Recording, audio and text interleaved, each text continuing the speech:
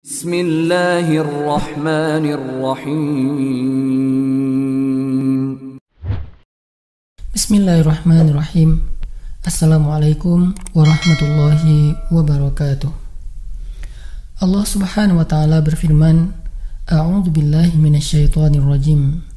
Bismillahirrahmanirrahim. Ya ayyuhalladzina amanu ista'inu bis-sabri was-salah. Innallaha ma'as-sabirin.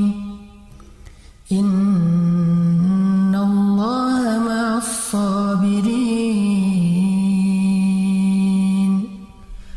Wahai orang-orang yang beriman, mintalah pertolongan dengan sabar dan sholat.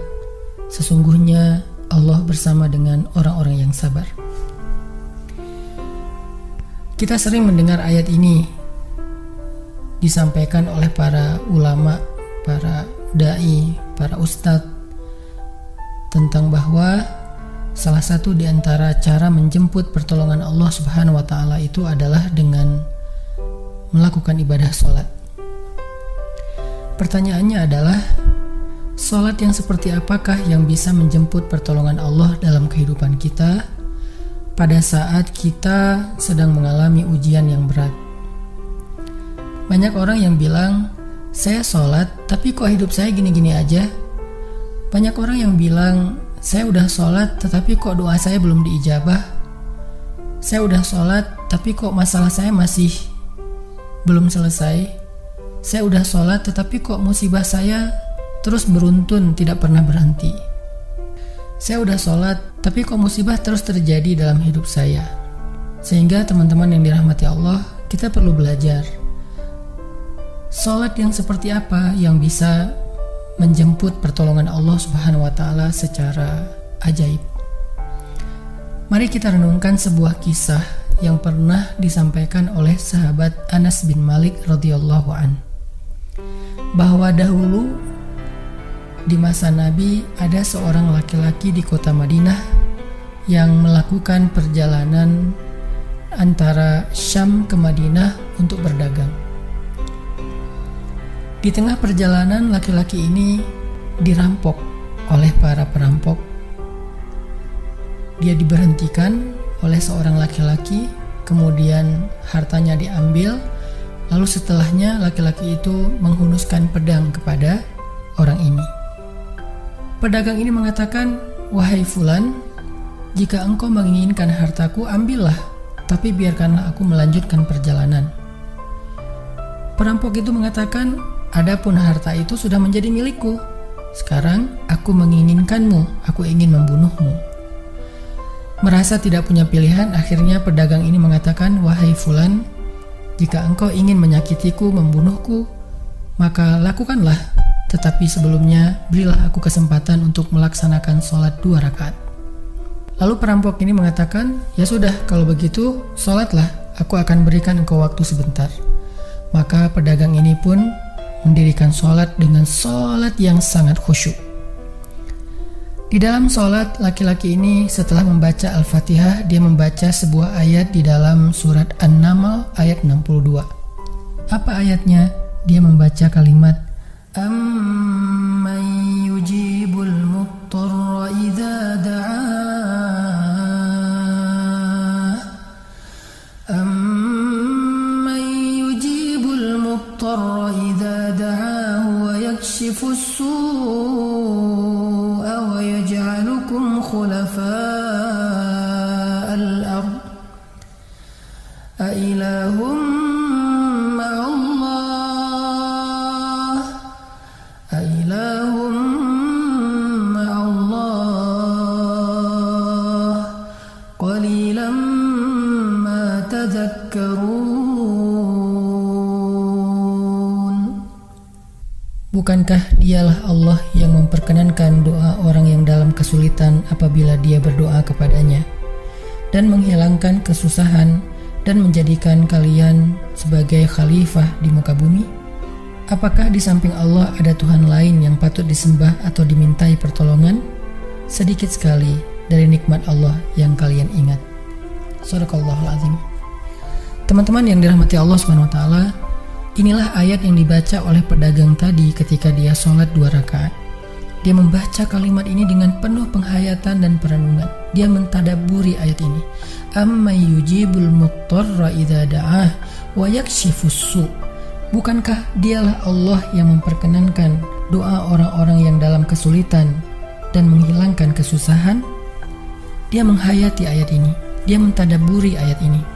Sehingga muncullah rasa yakin di hatinya bahwa harapannya saat ini satu-satunya adalah Allah yang yujibul muttar. Dia dalam kondisi muttar, dalam kondisi kesulitan, dalam kondisi terancam. Muttar itu bisa bermakna terancam, kesulitan, kesusahan, dan berbagai macam makna dari ketidakberdayaan. Siapa yang yujibul muttar? Siapa yang akan memperkenankan doa orang yang tidak berdaya selain Allah? Wa yakshifus su', dan menghilangkan kesusahannya selain Allah? Maka mulai muncullah rasa yakin di dalam hati laki-laki ini setelah membaca ayat tersebut. Setelah selesai dia lakukan sholat, kemudian dia mengangkat kedua tangannya. Dia berdoa kepada Allah dengan menyebut nama-nama Allah yang mulia.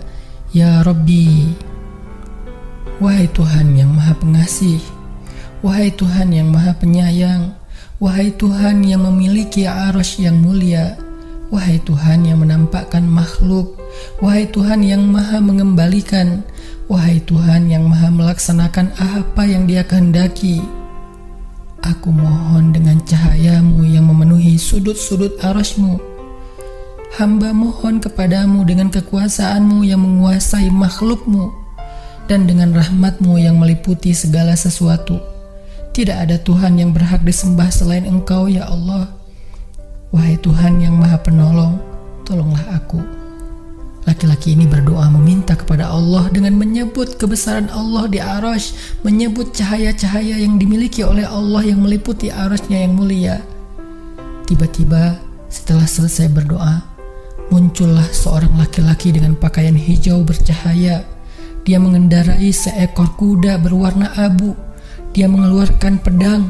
Lalu perampok tadi mencoba untuk menyerang laki-laki berkuda itu. Tetapi laki-laki berkuda itu menendang dengan kudanya sehingga perampok ini terhempas, terjatuh. Kemudian laki-laki tersebut membunuh perampok itu seketika. Kemudian pedagang itu bertanya, "Siapakah Tuan?" Lalu penunggang kuda itu menjawab, "Ketahuilah, saya adalah malaikat yang turun dari langit ketiga. Ketika kamu berdoa kepada Allah kali yang pertama, kami para malaikat mendengar suara gemerincing dari pintu-pintu langit. Sehingga para malaikat bertanya-tanya, apa yang sedang terjadi? Tiba-tiba muncullah doamu yang kedua, hingga pintu-pintu langit terbuka dan nampaklah cahaya yang sangat benderang. Dan di doamu yang ketiga, datanglah malaikat Jibril kepada kami seraya berseru, siapakah di antara kalian wahai para malaikat yang mau menolong hamba Allah itu? Lalu aku memohon kepada Allah agar Ia mengizinkanku melaksanakan tugas ini. Wahai hamba Allah, ketahuilah, barang siapa yang berdoa dengan doa yang engkau baca tadi ketika dalam kesedihan, penderitaan, dan dalam keadaan sedang susah, maka Allah akan melepaskannya dari kesedihan dan akan menolongnya." Teman-teman yang dirahmati Allah Subhanahu wa taala, itulah salah satu kisah tentang keajaiban sholat seorang pedagang yang dengan sholat itu Allah Subhanahu wa taala mendatangkan pertolongan yang luar biasa dalam masalahnya. Pertanyaannya adalah, apa rahasia sholat pedagang itu sehingga Allah mendatangkan malaikat khusus yang menunggang kuda berwarna abu, lalu malaikat ini membunuh perampok yang ingin mencelakai pedagang itu? Salah satu rahasia dari sholat pedagang itu, kata para ulama, adalah dia melakukan ibadah sholat dengan ihsan. Seperti yang dikatakan Nabi tentang bab ihsan, an ta'budallah ka'annaka tarah fa illam takun tarah fa innahu yarak. Ketika engkau beribadah kepada Allah, seolah-olah engkau melihat Allah. Jika engkau tidak bisa melihat Allah, maka yakinlah Allah melihatmu. Di sini Nabi mengajarkan kepada kita tentang sholat yang terkoneksi langsung dengan Allah Subhanahu wa taala. Terkoneksi dalam yakin dan iman sampai seolah-olah kita melihat Allah. Artinya ketika kita bisa sholat seolah-olah kita melihat Allah, lalu dengan kondisi seperti itu kita meminta pertolongan Allah dengan penuh keyakinan, itulah sholat yang mendatangkan pertolongan Allah. Atau kalau kita nggak bisa membayangkan bahwa kita melihat Allah karena itu memang sulit, maka yakinlah Allah melihat kita dan itu pasti. Artinya bahwa Allah itu pasti mendengar kita, melihat kita, dan sedang menunggu apa yang kita butuhkan. Maka orang yang bisa melakukan sholat dalam keadaan benar-benar seperti sedang bertemu dengan Allah, lalu dia meminta pertolongan Allah Subhanahu wa taala seperti pedagang tadi, maka sholatnya itulah yang disebut di dalam Al-Quran wasta'inu bis sabri wassholah, sholat yang bisa mendatangkan pertolongan Allah Subhanahu wa taala. Semakin sering kita melakukan sholat dengan ihsan, benar-benar seperti bertemu dengan Allah Subhanahu wa taala. Kalau kita nggak bisa ngerasain bagaimana cara menghayati kita melihat Allah, yakinlah Allah melihat kita. Dan kalau kita bisa mendawamkan ini dalam sholat 5 waktu dan dalam sholat-sholat sunnah kita yang lain, terutama sholat tahajud, maka insya Allah sholat kita sudah menjadi jalan keajaiban dalam kehidupan kita.